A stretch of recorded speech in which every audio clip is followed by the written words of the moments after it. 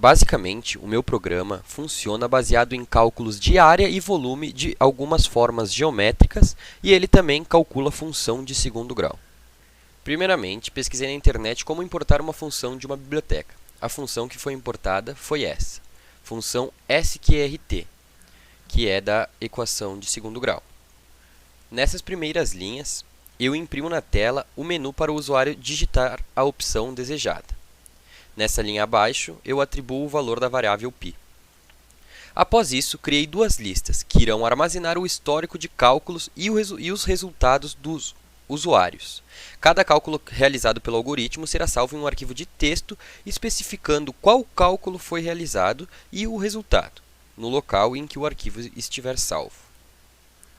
Parti do princípio de criar um laço while, que vai se repetir enquanto o usuário quiser realizar operações. Dentro do laço, começa-se recebendo a opção do usuário. Após isso, é criado outro laço verificando se a opção digitada é válida. Caso contrário, repete-se o mesmo processo até o usuário digitar uma opção válida. Dependendo da opção do usuário, o programa vai realizar uma série de comandos realizando cálculos de área, volume e até mesmo função de segundo grau. Agora vamos demonstrar como é o algoritmo na prática. Então, ele dá as opções de calcular a área, o volume ou a função de segundo grau e pede para você digitar a opção. Caso digitar uma opção inválida que não seja o número 1, 2 ou 3, o algoritmo corresponde como comando inválido e pede para o usuário digitar uma opção válida novamente. Pois bem, então vamos começar calculando a área de um quadrado. Digitamos 1, que queremos calcular a área. Antes disso, tenho que deixar bem frisado que na pasta do meu algoritmo tem apenas o projeto em Python, o formulário, que é um documento em Word, e a imagem. Após eu finalizar os cálculos aqui terá mais um documento em arquivo de texto, que será o histórico de cálculos realizado nessa página aqui, que depois eu mostrarei. Pois bem, digitamos por extenso a forma geométrica que queremos calcular, quadrado.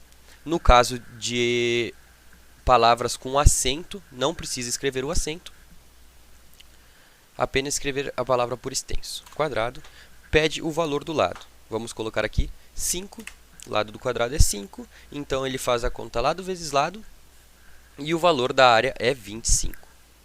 Após isso, ele faz a pergunta para o usuário se o usuário deseja realizar outra operação. Vamos digitar que sim, pois vamos calcular o volume. Então, digitamos a opção 2, que é cálculo de volume, e vamos fazer um volume do cubo, para ficar mais fácil. Então, digitamos cubo por extenso, e ele pede, digite o valor de um dos lados do cubo. Vamos digitar 3. Então, o valor do volume do cubo é 27, que seria 3 elevado na 3 elevado ao cubo, que é 27.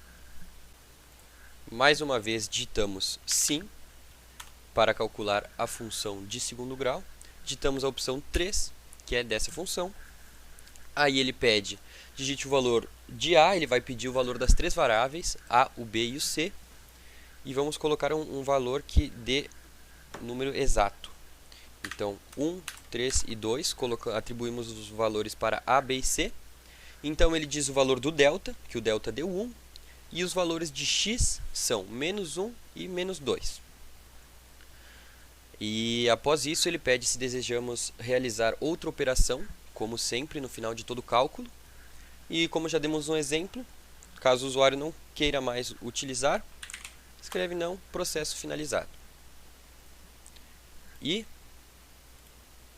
aqui na pasta onde tem o projeto, cria-se um documento de arquivo de texto, histórico de cálculos, que ao abrir ele diz todos os cálculos que calculamos.